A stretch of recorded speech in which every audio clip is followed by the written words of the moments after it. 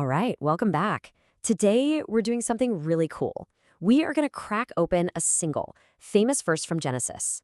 And what we're going to find inside is basically the hidden engine that powers all of reality.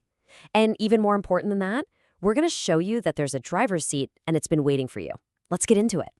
And God said, "Let the earth sprout forth vegetation." Now, on the surface, this is just beautiful poetry. You can picture it, a barren planet suddenly bursting into life.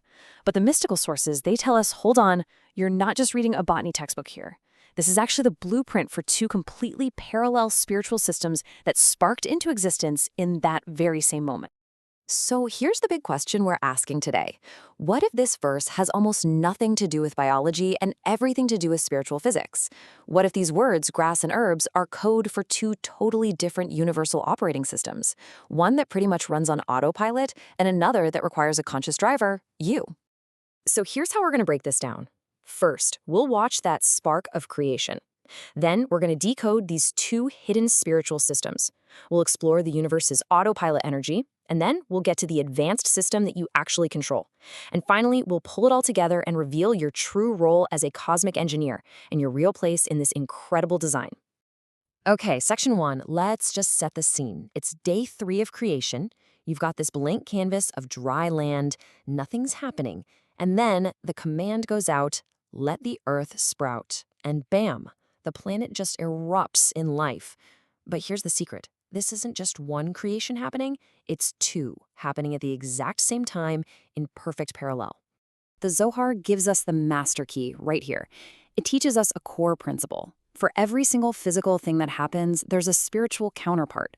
So those little green shoots bursting from the soil, they're just the physical echo of a vast, invisible architecture of angelic forces snapping into existence. What we see down here is just a mirror of what's really being built up there. And that brings us to section 2, where we get to the absolute heart of this secret. See, when the verse says sprout, Deshe, plants, esev, it's not just being poetic or repetitive. No way. It is naming two completely distinct spiritual technologies, each one with a totally unique function in the cosmic machine. So first up is Deshe. This refers to that general kind of undifferentiated green carpet that covers the earth. Mystically, this word points to a lower, more basic tier of spiritual energy. The sources connect it directly to another word, chatzir, which means grass or hay. So think of this as the raw, foundational layer of the system. It's everywhere, it grows fast, but its nature is temporary. It's designed for a very specific and transient purpose. And then you have esev. This refers to specific herbs. And notice the language, yielding seed. That phrase is everything. Mystically, esev isn't about some lower energy. It refers to a much higher, permanent tier of reality, the great, eternal angelic orders. These aren't just fuel to be burned. They are the enduring structures of creation itself, and they are designed to be sustained, to be cultivated. So let's just put them side by side. You have two completely different systems. On one side, chatzir, the grass. It's the lower system. It's temporary. It's designed to be consumed as fuel. It doesn't perpetuate itself. On the other side, you have esef, the herbs. This is the higher system. It's permanent. And look at this. It's sustained by human action.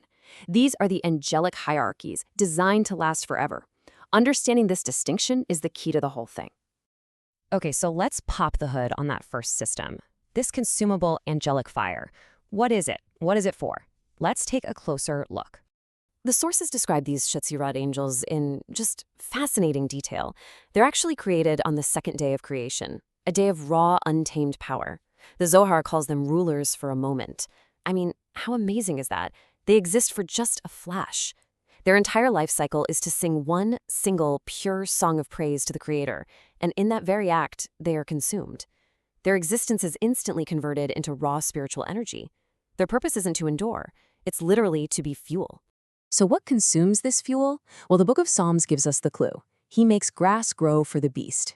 Now, the Zohar is quick to point out, we're not talking about a cow here. This behemoth, this beast, is a supernal, holy force, a kind of great divine entity that is said to graze on 1,000 mountains every single day. The behemoth is described as a holy fire, and the Cheezer angels, they're also made of fire. So the cosmic principle we're seeing is fire eating fire. A higher, holier fire consumes a lower fire, and in doing so, transmutes it into the baseline energy that sustains reality. So, to put it simply, the Chatzir system is the universe's automated power grid. It's the background process that's just always running, 24/7. A continuous self-powering cycle of creation and consumption that keeps the fundamental machinery of existence humming along. It happens all by itself. It's the baseline. But, and this is a huge but, that automated system is just the baseline. Section 4 is where we get to the really interesting part, the advanced system, the SF. This isn't fuel. This is the permanent, high-level administration of creation itself, the great angelic orders. Because that same verse from Psalms continues. It says, "And herbs for the service of man, the Esav le'avodat Adam." And right there, that is the critical piece of the puzzle. The SF system, this higher system, is not automated. It's explicitly and directly linked to our spiritual work, our avodah. It literally waits for us, for human consciousness to turn it on. And who are they? I mean, we're talking about the great hierarchies themselves, the Aphanim, the wheels, who operate right here in our physical world of action, the Hayot, the living creatures, who are responsible for upholding the divine infrastructure in the world of formation, and the Kerulim, the cherubim, who guard divine consciousness itself in the world of creation. These are the eternal pillars that hold up reality. And the proof that they're different goes right back to that original verse in Genesis. They are Mazria Zera, yielding seed. Mystically, that means they are eternal structures. They don't burn out after one song. Instead, they are designed to receive energy, to amplify it, and to channel a perpetual flow of divine blessing back down through all the worlds.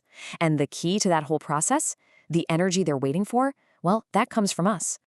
And this, my friends, brings us to the absolute heart of it all in Section 5.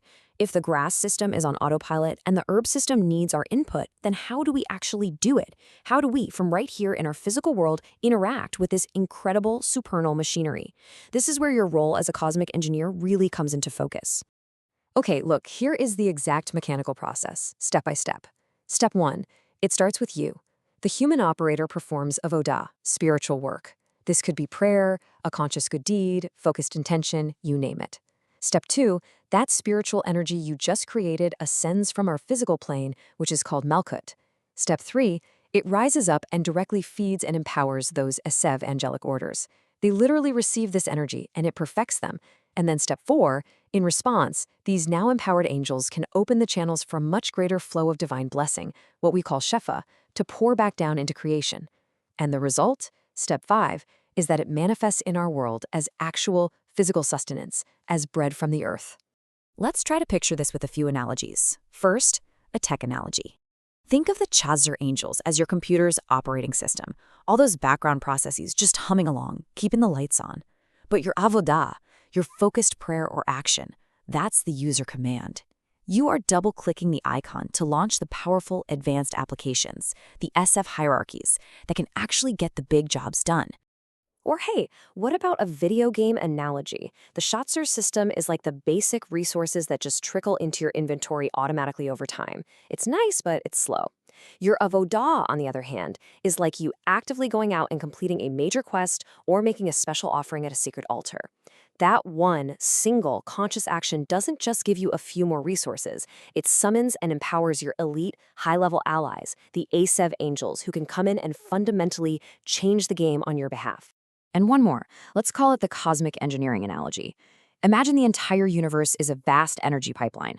The Chatzir system provides a steady, constant flow of, let's say, crude oil. It keeps the basic utilities running, but your avodah is the refinery. Through your conscious spiritual work, you refine that potential into high-grade premium fuel. And then you actively direct that fuel to the primary systems, the Esev angelic orders, that run the entire cosmic enterprise. Without your refined fuel, they just operate at minimum capacity. With it, they achieve their absolute full potential. So, let's bring all of this home. Let's land the plane. What does this all mean for you, right here, right now, in your life?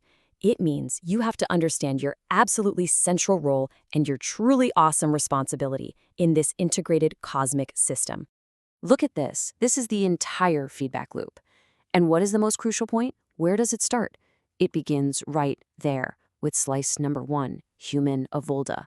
Our actions, our intentions, they are the starting pistol for this entire cosmic cycle. The energy goes up, it empowers the angels, and that opens the tap for divine flow to come right back down to us as real-world sustenance. It's a circuit, and you are the switch. So here's the ultimate takeaway. The idea that there's a distant, far-off heaven and then there's our mundane, physical earth, that's an illusion. It is all one vast, interconnected living engine. And you are not just a passive observer watching it go by. You are sitting in the operator's seat. Your thoughts, your words, your conscious actions, these are not small personal things. They are the actual levers you pull. They are the fuel you provide to the very system that creates and sustains you. So I'm going to leave you with this final thought. We've just looked at the blueprint for the cosmos. We've seen the automated systems humming in the background, and we've seen the high-level applications that only you control. So now that you can see the system, the question is no longer if you're a part of it. The only question left is, how will you choose to power it this week? Thank you for joining us for this complete journey through the Pardes. We really hope these ancient truths help you and your family improve your own dimensions this week. If you enjoyed this full chapter deep dive, please like, subscribe, and share which part of the journey touched your soul in the comments. We'll see you in the next chapter.